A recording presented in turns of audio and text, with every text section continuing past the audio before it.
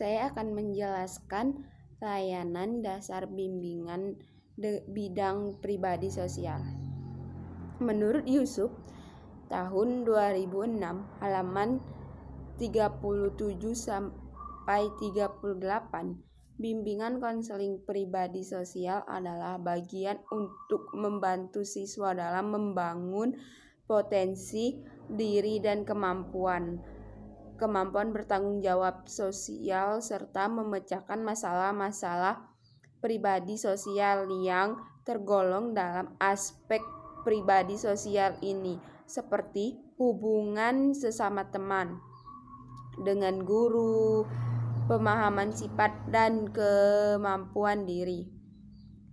Bimbingan pribadi dan sosial merupakan proses membantu siswa atau individu untuk mengetahui bagaimana perilaku dengan pertimbangan perlakuan terhadap orang lain, dan harapan dapat membantu individu untuk memahami dirinya sendiri, tahu bagaimana cara berhubungan dengan orang lain, belajar sopan santun dan etika. Saya Diah Mutia. Di sini saya akan menjelaskan materi tentang layanan dasar bimbingan dalam bidang belajar. Bimbingan belajar merupakan salah satu bentuk layanan bimbingan yang penting diselenggarakan di sekolah. Pengalaman menunjukkan bahwa kegagalan yang dialami siswa dalam belajar tidak selalu disebabkan oleh kebodohan atau rendahnya inteligensi. Sering kegagalan itu terjadi disebabkan mereka tidak dapat layanan bimbingan yang memadai. Layanan bimbingan belajar dilaksanakan melalui tahap-tahap: A. Pengenalan siswa yang mengalami masalah belajar. B. Pengungkapan sebab-sebab timbulnya masalah belajar. Dan C. Pemberian bantuan pengentasan masalah belajar. Perkenalkan, saya Muhammad Iqbal. Di sini saya akan menjelaskan tentang layanan dasar bimbingan bidang karir.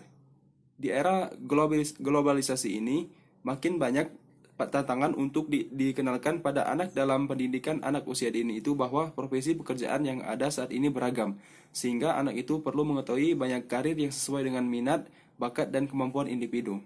Nah, di sini BK itu memberikan layanan materi seperti pengetahuan diri.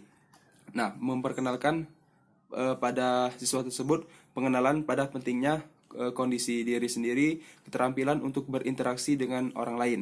Yang kedua, memberikan eksplorasi pendidikan, maksudnya itu memberikan kesadaran akan peningkatan prestasi akademik, kesadaran akan hubungan antar kerjaan dan belajar. Yang ketiga, memberikan perencanaan karir, yaitu meliputi memahami bagaimana untuk membuat keputusan, kesadaran dan kehubungan dengan isi dari sendiri dalam peran kehidupan. Yang ketiga, kesadaran akan perbedaan pekerjaan yang ada dan pilihan kerja yang sesuai untuk pria dan wanita. Nah, ada salah satu strategi layanan konseling di taman kanak-kanak itu misalnya pendekatan instruksional, yaitu perpaduan dengan kegiatan dalam proses belajar mengajar secara kurikuler dalam mata pelajaran yang diajarkan melalui unit dengan menetapkan tema-tema tertentu. Contoh, kan di TK itu menggunakan misalnya model area. Nah, siswa itu berhak memilih bidang pengembangan sesuai dengan minatnya. Nah, misalkan temanya itu pekerjaan polisi. Nah, guru itu membuka 4 area, yaitu area seni, balok, bahasa, berhitung. Nah, anak tersebut nanti akan memilih tempat area tersebut. Nah, jika area seni, anak itu misalnya mewarnai gambar polisi. Area balok, anak itu membuat bangunan kantor polisi dari balok. Area bahasa itu mengurutkan gambaran tentang tugas polisi. Area berhitung itu anak menghitung alat atau atribut polisi.